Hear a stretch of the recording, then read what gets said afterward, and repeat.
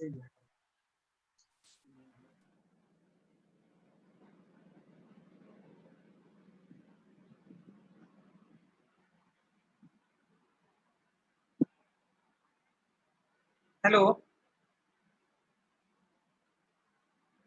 Yes, Hello. sir. Good morning. Good morning, sir. Good morning to all of you. Am I audible? Yes, sir. Okay, fine. So just Yes, wait. sir. Yes. Anyone saying something?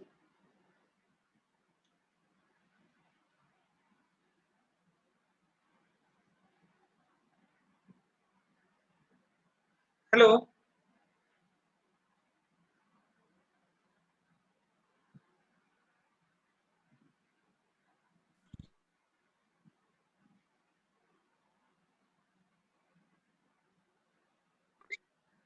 Okay, fine.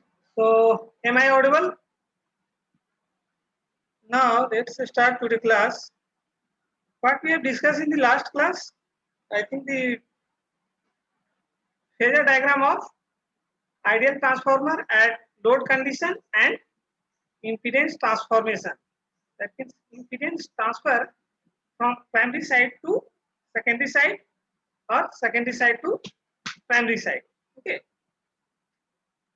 Today we are going to discuss about the phasor diagram of real transformer at no load condition.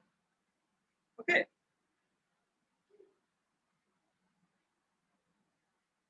Just उधर से mute कर लो इसका voice आ रहा है. तो real transformer का हम लोग को फेजर डायग्राम ड्रॉ करने के लिए क्या करना पड़ेगा लोड कंडीशन पे?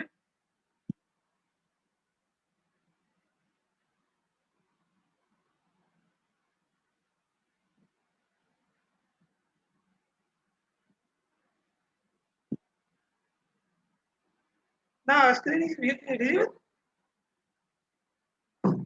हेलो.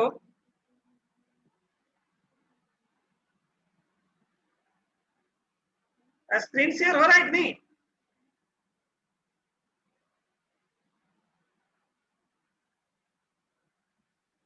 हेलो.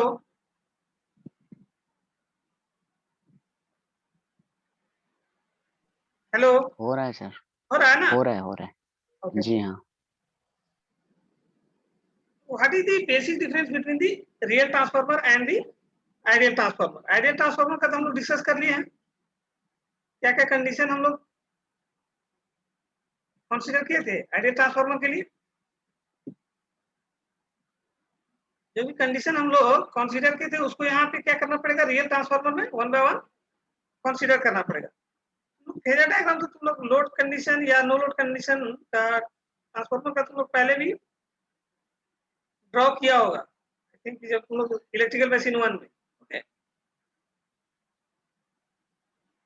कोई जरा से एक्सप्लेन करो कि what is the difference between the real transformer and the ideal transformer.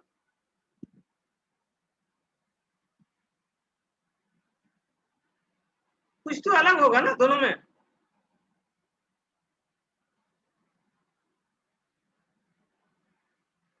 Hello.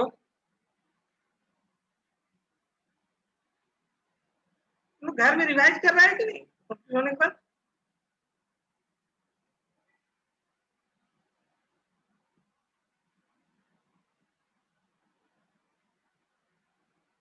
Fine. क्या हम लोग कंडीशन एज्यूम किए थे आइडियल ट्रांसफार्मर के लिए?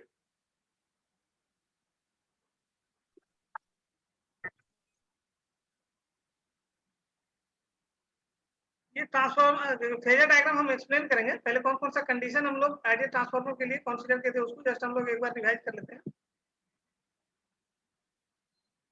उसको हम लोग को यहाँ पे कंसीडर करना पड़ेगा. क्या था कोर लॉस हम लोग नेग्लेक्ट किए थे ना.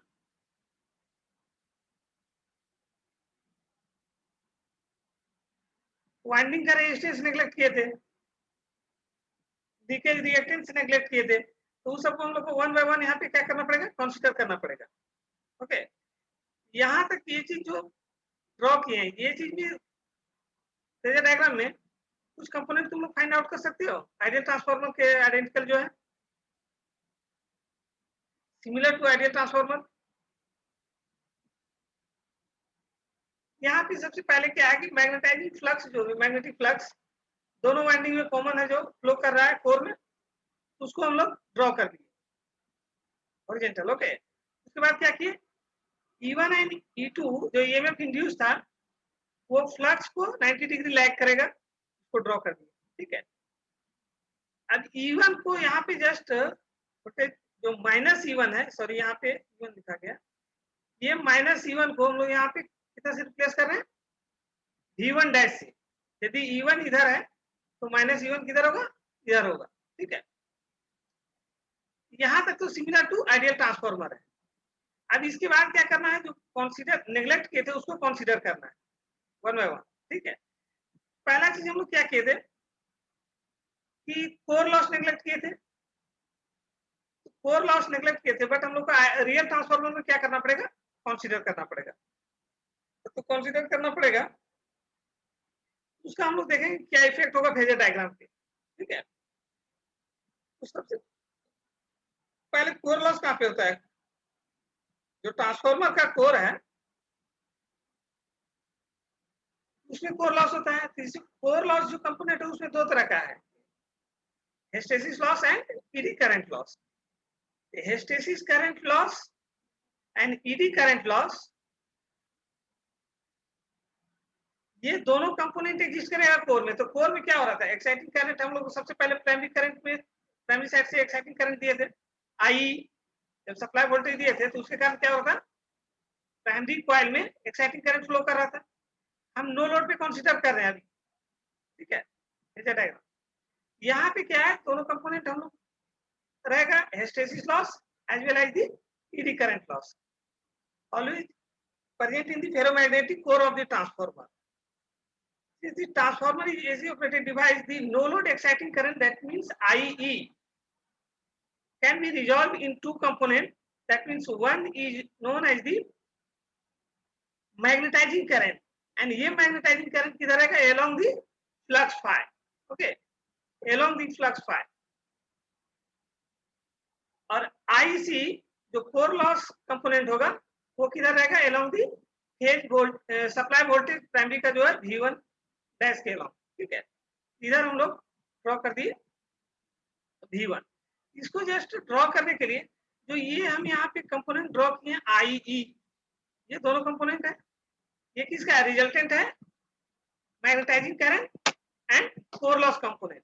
दैट मींस जो भी एक्साइटिंग करंट ड्रॉ कर रहा है उसमें दो कंपोनेंट एग्जिस्ट कर रहा है, एक मैग्नेटाइजिंग करंट जो म्यूचुअल फ्लक्स प्रोड्यूस कर रहा है, ठीक है, एंड दूसरा कोर लॉस कंपोनेंट। ओके, तो कोर लॉस करंट में यदि हम लोग वोल्टेज से मल्टीप्लाई कर देते हैं वो क्या दे देगा, हम लोग को कोर लॉस पावर देगा। ठीक है, तो कोर लॉस पावर देगा। अब ये चीज हम लोग को थोड़ा सा एक्सप्लेन करना है यहाँ पे। जस्ट ये जो ड्रॉ किए हैं I leading flux phi by an angle alpha. Okay, इसको जस्ट हम लोग कैसे एक्सप्लेन करेंगे, कितना एंगल से ये डिपेंड करेगा ferromagnetic material of the core पे। ठीक है, ferromagnetic material of the core का ये जो प्रॉपर्टी होता है, जैसे exciting current that means magnetizing force versus magnetic flux density का जो ग्राफ होता है, ये तुम लोग ग्राफ पहले भी फॉलो किया होगा। ठीक है, magnetizing force versus magnetic flux density का, तो मैग्नेटाइजिंग फोर्स किसके कारण रहेगा, एक्साइटिंग करंट के कारण, एंड मैग्नेटिक फ्लक्स डेंसिटी किसके कारण रहेगा, फ्लक्स के कारण। ये जिधर थोड़ा सा कट गया है, ठीक है, ये जस्ट सिमिलर शेप रहेगा जिधर जैसे यहाँ पे गया है। ठीक है, उसी तरीका का ये इधर आएगा, यहाँ पे टच करेगा और यहाँ पे ये माइनस H1 होगा। ये जैसे इधर H1 होगा है ना, इधर कहाँ को माइनस H1 होगा। ठीक है, यहीं से जस्ट हम थोड़ा एक्सप्लेन करेंगे कि ये है क्या, the current in the primary winding, that means exciting current IE is alternating, therefore the magnetizing जो force होगा वो क्या होगा, cyclically vary करेगा। ठीक है, cyclically, that means one positive value H1, one positive value H1 to ये क्या होगा माइनस H1, इसी साइकिल को ये रिपीट करते रहेगा। ठीक है, इधर से फॉलो करेगा, इधर से रिटर्न करेगा। यहाँ पे यदि हम लोग ऑब्जर्व कर रहे हैं, that means at point M पे, ठीक है, एट पॉइंट एम पे मैग्नेटाइजिंग फोर्स कितना होगा -H1, ठीक है। अब इधर से जैसे ही हम लोग इधर फॉलो कर रहे हैं, इधर एक्साइटिंग करंट को हम लोग जब रिड्यूस कर रहे हैं इधर, ठीक है, ये पाथ इस पाथ को फॉलो करेगा, दैट मींस यहाँ पे आएगा, ठीक है। जब इधर क्या है magnetic flux density, that means flux phi, ठीक है, और इधर एक्स एक्सिस के अलोंग क्या है एक्साइटिंग करंट है, ठीक है। इसका हम लोग टाइम में वेवफॉर्म वेरिएशन दिखा रहे हैं, दैट मींस एक्साइटिंग करंट और फ्लक्स का इसका वेरिएशन देखो क्या हो रहा है कि एट द पोजीशन जैसे ही इधर मूव कर रहे हैं हम लोग, ठीक है, जब पोजीशन इधर मूव कर रहे हैं, ठीक है, दैट मींस एक्साइटिंग करंट इस पोजीशन पे कितना हो जाएगा एन पे, हेलो, एक्साइटिंग करंट एन पे कितना हो जाएगा,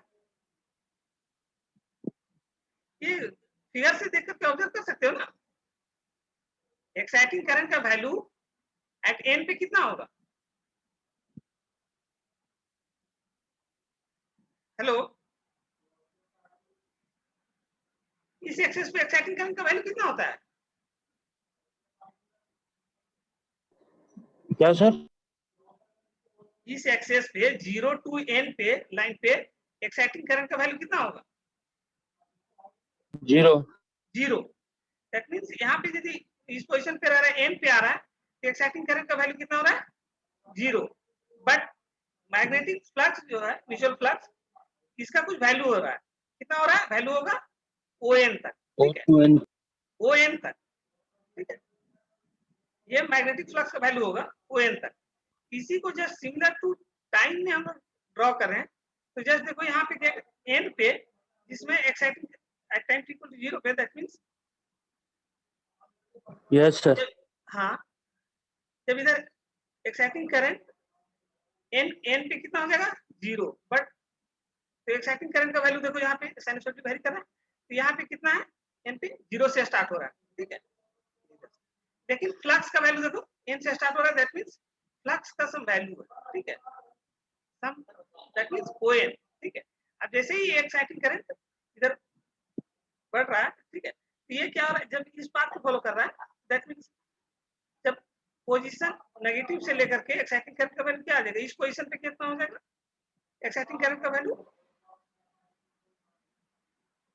OP, ठीक है, तो OP पे क्या होगा फ्लक्स 0 होगा, क्योंकि देखो ये एक्साइटिंग करंट का है, ठीक है, यहाँ पे जब आ रहा है ये कितना हो रहा है एक्साइटिंग करंट का वैल्यू OP, लेकिन फ्लक्स क्या कर रहा है इस पोजीशन पे 0 है, तो यहाँ पे देखो फ्लक्स 0 से क्रॉस कर रहा है, ठीक है, जो डॉटेड लाइन से ड्रॉ किया गया है, ठीक है, जो डॉटेड लाइन से ड्रॉ किया गया है, ठीक है, ये जो जितना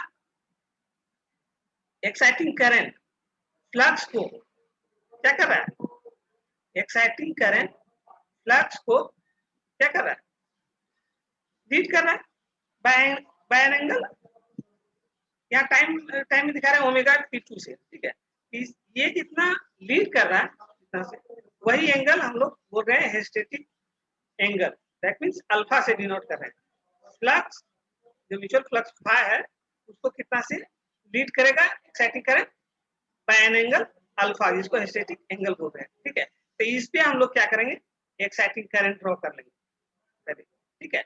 अब एक्साइटिंग करंट ड्रॉ कर लिए, अब एक्साइटिंग करंट जब ड्रॉ कर दिए तो इसको दो कंपोनेंट में ब्रेक कर सकते हैं, along the x axis and along the y axis, ठीक है, ये एक्साइटिंग करंट जो एक्साइटिंग करंट का कंपोनेंट along the फ्लक्स आ रहा है उसको क्या बोल रहे हैं रिप्रेजेंट कर रहे हैं IM से, ठीक है, दैट मींस मैग्नेटाइजिंग करंट इसको बोल रहे हैं, जिसके कारण ये फ्लक्स प्रोड्यूस हो रहा है, जब फ्लक्स प्रोड्यूस हो रहा है किसके कारण मैग्नेटाइजिंग करंट के कारण, तो ये सेम फेज में ड्रॉ हुआ है, ठीक है, और ये IC जो कोर लॉस कंपोनेंट है वही कंपोनेंट तो अभी है, ठीक है, core loss component and magnetizing component, इसको हम लोग ड्रॉ कर दिए along the axis of U1 dash, ठीक है। अब ये जब ड्रॉ कर दिए नेक्स्ट क्या हम लोग किए थे, दूसरा कंडीशन क्या किए थे आइडियल ट्रांसफार्मर में वाइंडिंग का जो रेजिस्टेंस था उसको हम लोग नेग्लेक्ट किए थे, नहीं वाइंडिंग का रेजिस्टेंस हम लोग नेग्लेक्ट किए थे, तो क्या करना पड़ेगा, रेजिस्टेंस हम लोग को कंसीडर करना पड़ेगा। तो अब रेजिस्टेंस यदि वाइंडिंग का हम लोग कंसीडर करें तो रेजिस्टेंस ड्रॉप ऐड करना पड़ेगा। तो रेजिस्टेंस ड्रॉप किसके अलोंग होगा, अलोंग एक्साइटिंग करंट, एक फ्लो करा है ना, रेजिस्टेंस आर के थ्रू एक करंट फ्लो करा, तो voltage drop along the resistance कितना होगा, R1 IE। तो R1 IE सेम फेज में ड्रॉ कर देंगे अलोंग दी IE। तो यहाँ पे देखो क्या किए, R1 IE ड्रॉ किए along the same phase of the exciting current IE। ठीक है, अब नेक्स्ट कंपोनेंट क्या है, नेक्स्ट कंपोनेंट है लीकेज रिएक्टेंस का इफेक्ट कंसीडर करना। ठीक है, तो लीकेज रिएक्टेंस का इफेक्ट कंसीडर करने के लिए हम लोग जस्ट एक डायग्राम के थ्रू एक्सप्लेन कर देते हैं, with the help of one diagram.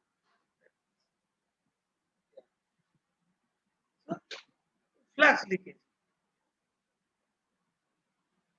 Effect of leakage flux. तो यहाँ पे देखो जितना भी फ्लक्स प्रोड्यूस हो रहा था एक्साइटिंग करंट के कारण, ठीक है, ये यदि टोटल कंपोनेंट क्लियर नहीं समझ में आएगा तो फेजर डायग्राम में बहुत ज्यादा प्रॉब्लम होगा। ठीक है, यहाँ पे एक्साइटिंग करंट जैसे ही फ्लो किया, इसमें क्या हुआ, प्राइमरी कॉइल में फ्लक्स प्रोड्यूस हुआ।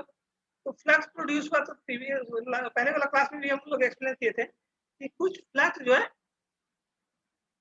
लीकेज कर जाएगा एंड कुछ फ्लक्स जो इधर से कोर में फ्लो करेगा। ठीक है, तो कोर में फ्लो करेगा, दैट मींस ये फ्लक्स को म्यूचुअल फ्लक्स बोल रहे हैं, जो डॉटेड लाइन से कोर में दिखा रहे हैं इसका डायरेक्शन। ठीक है, तो डॉटेड लाइन से कोर में दिखा रहे हैं, ये क्या हो गया, म्यूचुअल फ्लक्स। ये दोनों वाइंडिंग को कट कर रहा है, प्राइमरी वाइंडिंग को as well as the secondary winding. ठीक है, लेकिन कुछ part of the flux leakage through this air path.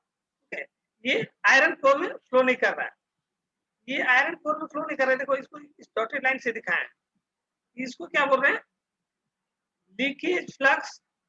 ये सिर्फ प्राइमरी को कट कर रहा है, इसको बोल रहे हैं leakage flux of the primary coil. ठीक है, ये इसको रिप्रेजेंट कर रहे हैं हम लोग किससे, फाई L1 से, फाई L1 से सिर्फ ये प्राइमरी कॉइल को ही लीकेज कर रहा है। ठीक है, फाई L1। तो क्या होगा कि इसका भी यदि हम लोग कंपोनेंट ड्रॉ करना चाहें, ठीक है, इस फ्लक्स, ये जो फाई L1 होगा वो किधर होगा, इसका डायरेक्शन, यदि ये आयरन पाथ को फ्लो नहीं कर रहा है, ये सेम पाथ होगा किधर, एक्साइटिंग करंट की तरफ। ठीक है, एक्साइटिंग करंट की तरफ ही सेम फेज में होगा फ्लक्स फाई L1। तो फाई L1 यदि यहाँ पे हम जो इसमें ड्रॉ किए हैं,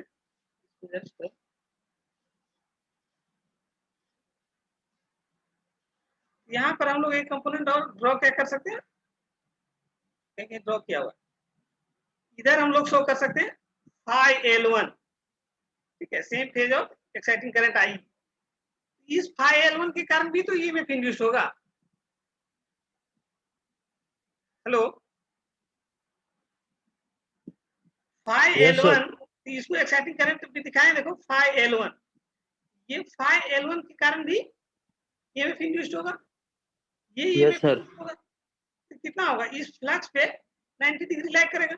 देखो जहां पे फाई L1 है उससे 90 डिग्री पे क्या ड्रॉ किए, EMF induce due to the reactance X1, तो ईएमएफ इंड्यूस EX1। ठीक है, EX1 इक्वल टू कितना होगा, माइनस ये IEX1। अब यदि माइनस ये IEX1 इधर है तो प्लस ये IEX1 क्या होगा, इसके अपोजिट होगा, यही इसका अपोजिट में यहाँ पे ड्रॉ किया अपोजिट डायरेक्शन में, प्लस जे IEX1 कंपोनेंट। ठीक है, या कह सकते हैं कि रेजिस्टेंस के, रेजिस्टेंस से हम लोग रिएक्टेंस का यदि वोल्टेज ड्रॉ करते हैं तो कितना पे करते हैं, 90 डिग्री पे। ये रेजिस्टेंस का जो ड्रॉप है R1 IE, उस पर हम लोग क्या करेंगे, 90 डिग्री पे रिएक्टेंस के कारण वोल्टेज ड्रॉप हम लोग ड्रॉ कर देंगे, तो ये IEX1 से रिप्रेजेंट कर रहे हैं। ठीक है, ये इसका फाइनल रिजल्टेंट होगा तुम्हारा V1। इसको यदि हम लोग यहाँ से यहाँ ड्रॉ कर देते हैं, ये क्या हो जाएगा, resultant of the primary side voltage. ये टोटल वोल्टेज का इक्वेशन हम लोग कितना लिख सकते हैं, इस फेजर डायग्राम से कितना हो जाएगा वोल्टेज का इक्वेशन, और ये तो प्राइमरी साइड पावर फैक्टर को डिनोट करेगा V1 और I के बीच में जो एंगल रहेगा उसको रिप्रेजेंट करेंगे थीटा 0 से। ठीक है, ये वोल्टेज का इक्वेशन कितना होगा इस फेजर डायग्राम से लिखो तो,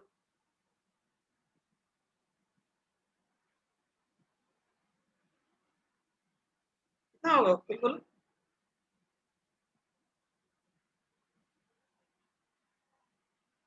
नहीं बोल रहे हो, वोल्टेज का इक्वेशन कितना होगा V1 इक्वल टू कितना लिख सकते हैं, प्राइमरी साइड वोल्टेज वैल्यू कितना होगा इस फेजर डायग्राम से,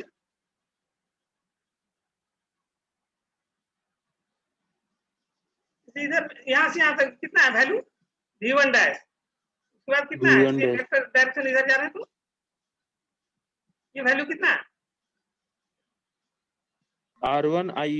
R1I सेम डायरेक्शन में जा रहे हैं, ये वाला भी ऐड हो जाएगा, कितना हो जाएगा IX1, ये अपोजिट डायरेक्शन में जा रहे हैं तो इसको क्या लिख सकते हैं V1 या माइनस V1, तो कितना हो जाएगा V1 equal to V1 dash plus R1I plus JIX1, I दोनों में से कॉमन ले सकते हो। ठीक है, तो कितना लिख सकते हो V1 dash plus I R1 plus JX1, R1 plus JX1। तो टोटल जितना कंपोनेंट हम लोग आइडियल ट्रांसफार्मर में नेग्लेक्ट किए थे, यहाँ पे हम लोग सब कंपोनेंट को कंसीडर किए हैं। ठीक है, उसके बाद हम लोग फेजर डायग्राम ड्रॉ किए, ये टोटल कंपोनेंट हो जाएगा, ये no load voltage no load phasor diagram for the real transformer. Okay, तो वोल्टेज का इक्वेशन हम लोग प्राइमरी साइड में कितना लिख सकते हैं,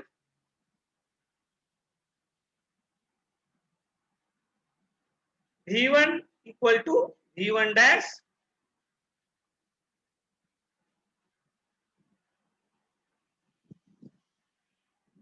ये लीकेज फ्लक्स और म्यूचुअल फ्लक्स, ये दोनों में डिफरेंस समझ में आया कि नहीं, ये सिर्फ प्राइमरी वाइंडिंग को ही कट कर रहा है, ये क्या कर रहा है दोनों वाइंडिंग को कट कर रहा है।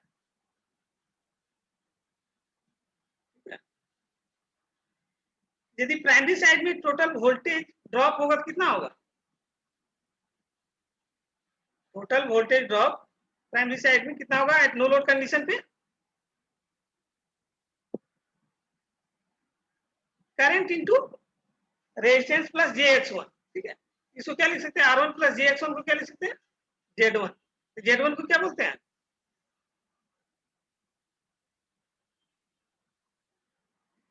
Z1 को क्या बोलते हैं, इंपीडेंस हो जाएगा ना, impedance of the primary side. ठीक है, तो क्या बोलते हैं Z1 को impedance of the primary side, and the primary no load voltage equation at no load condition पे फेजर डायग्राम से हम लोग कितना ऑब्जर्व करें V1 equal to V1 dash plus I R1 plus JX1। किसी को यहाँ तक प्राइमरी साइड में नो लोड कंडीशन पे, यहाँ पे तो सिर्फ नो लोड है तो क्या होगा इतना ही कंपोनेंट होगा ना, यहाँ तक किसी को कोई प्रॉब्लम है, हेलो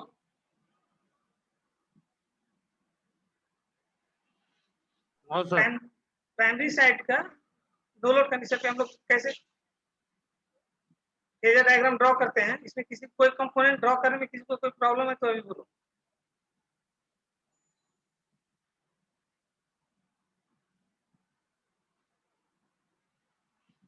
सब कंपोनेंट क्लियर है ना यहाँ तक,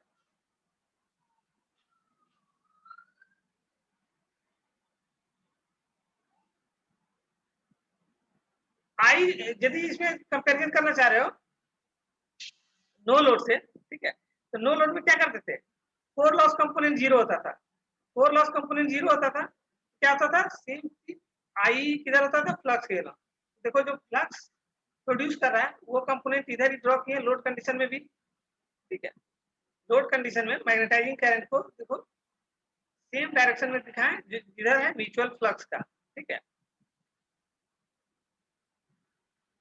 similar to the ideal transformer,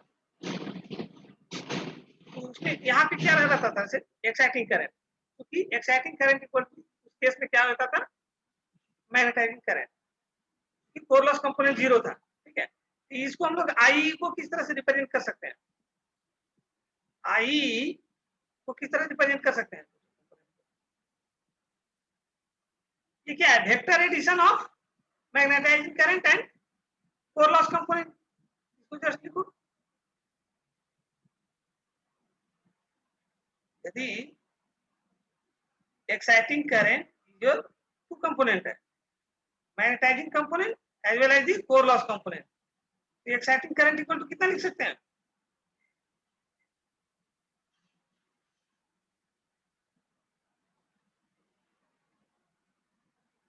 exciting current that means I equal to क्या लिख सकते हैं,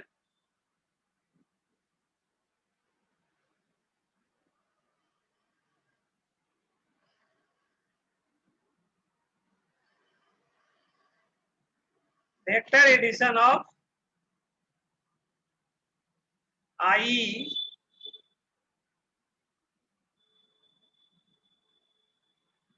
इक्वल टू क्या होगा, vector summation of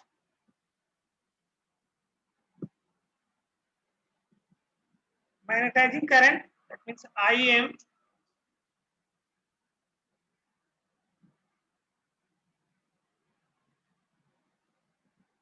I M plus क्या हो जाएगा,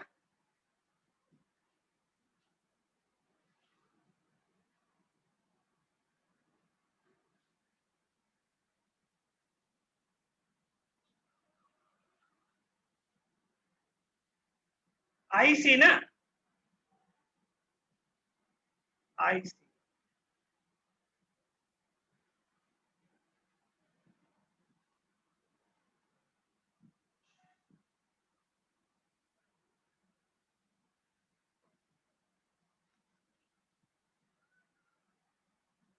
और क्या लिख सकते हैं इसको,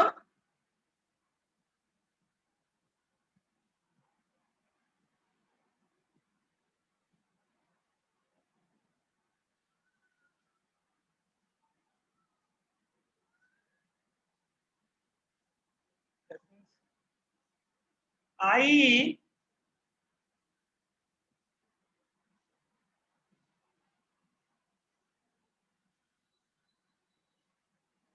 equal to square root of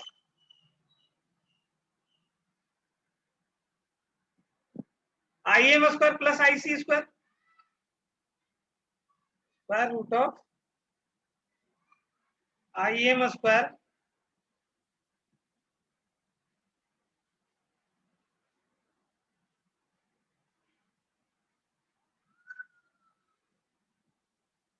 I M square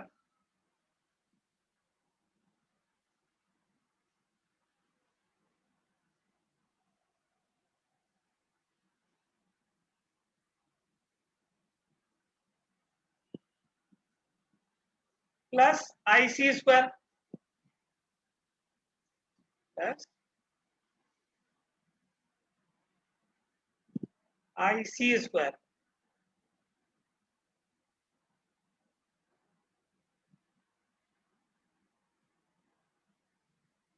I C square,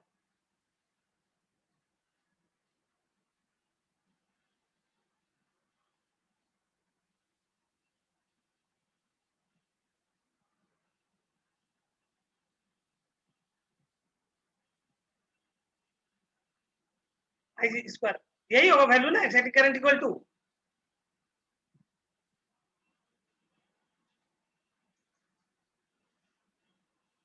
and core loss power equal, core loss current equal to कितना लिख सकते हैं, core loss power equal to,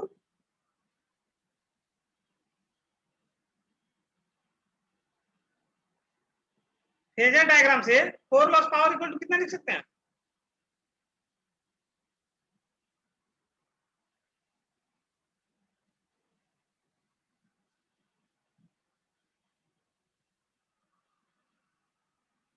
core loss power equal to कितना लिख सकते हैं हम लोग,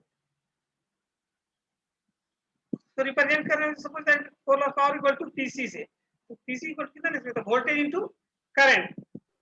तो वोल्टेज किधर Yes, कितना sir. दिखा है, V1 डैश से, और करंट कितना है कोर लॉस I कंपोनेंट का आईसी, दैट मींस कितना हो जाएगा, core loss power equal to V1 dash I C. Okay, तो core loss power equal to, यदि इसको हम लोग रिप्रेजेंट कर रहे हैं,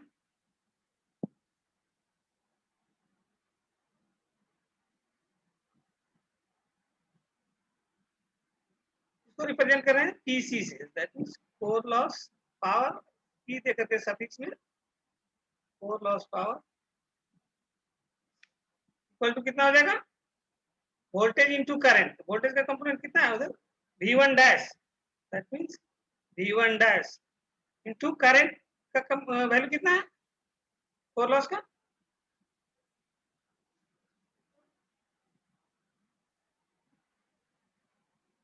sorry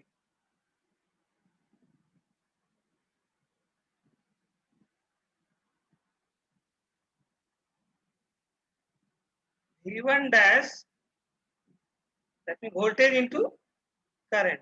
So just V1 dash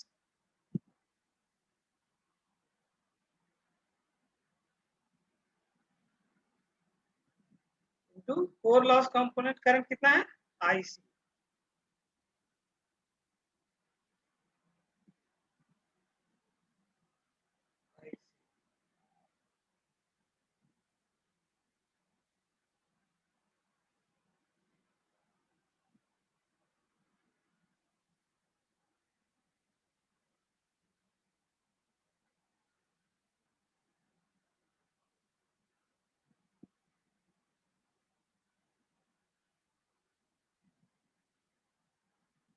और यदि हम लोग IM और IC यदि फाइंड आउट करना चाह रहे हैं इन टर्म्स ऑफ एक्साइटिंग करंट, तो कैसे फाइंड आउट करेंगे,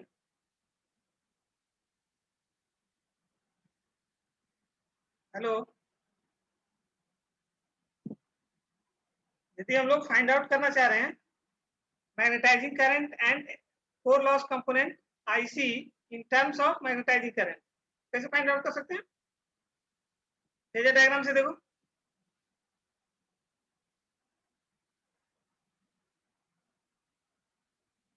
यहाँ से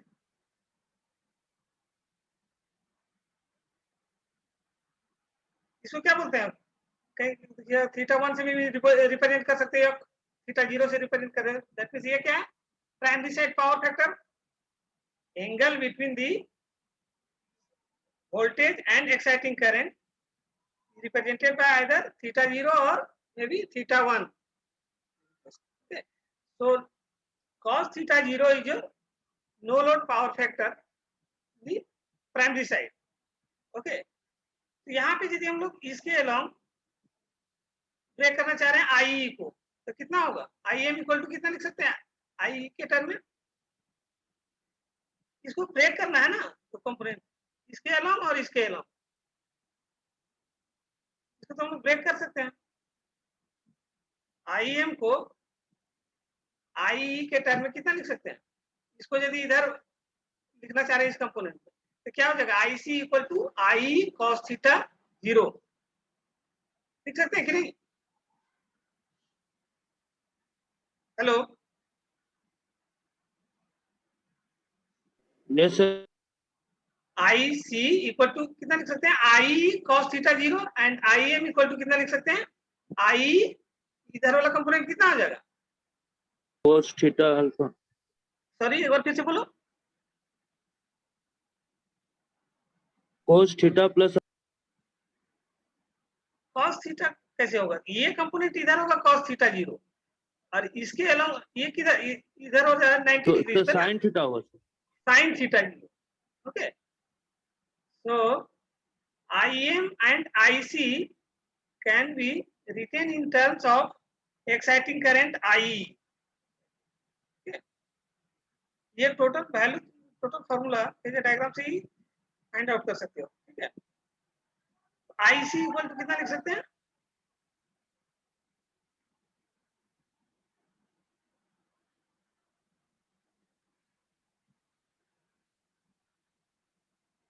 IC equal to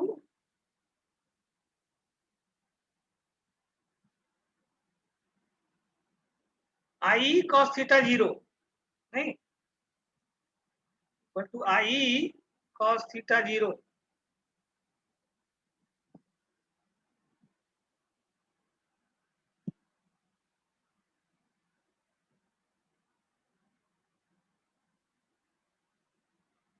cos theta 0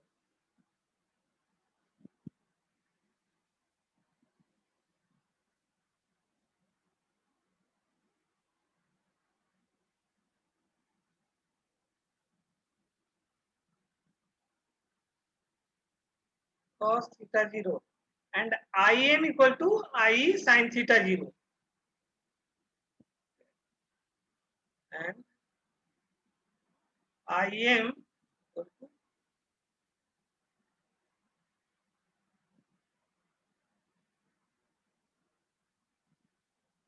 equal to कितना लिख सकते हैं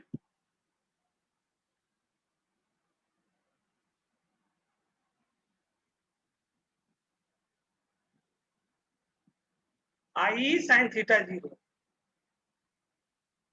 I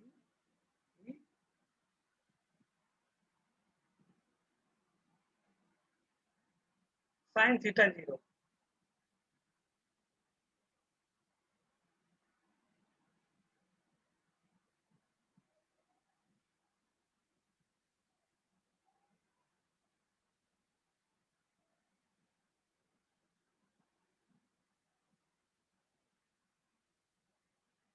तुम लोग लोड कंडीशन के लिए ड्रॉ कर सकते हो ये डायग्राम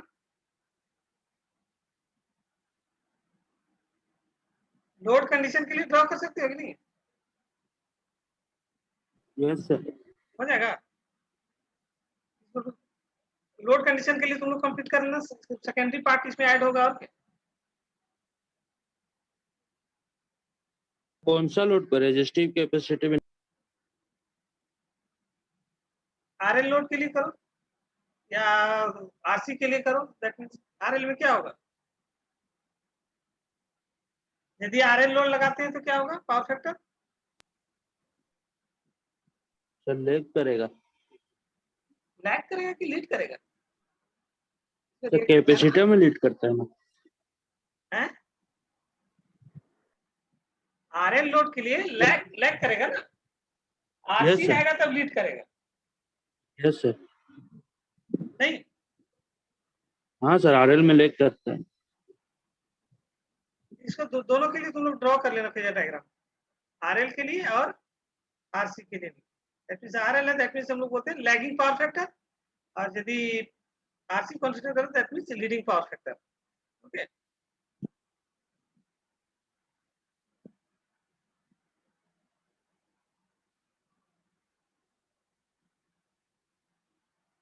ये जस्ट तुम लोग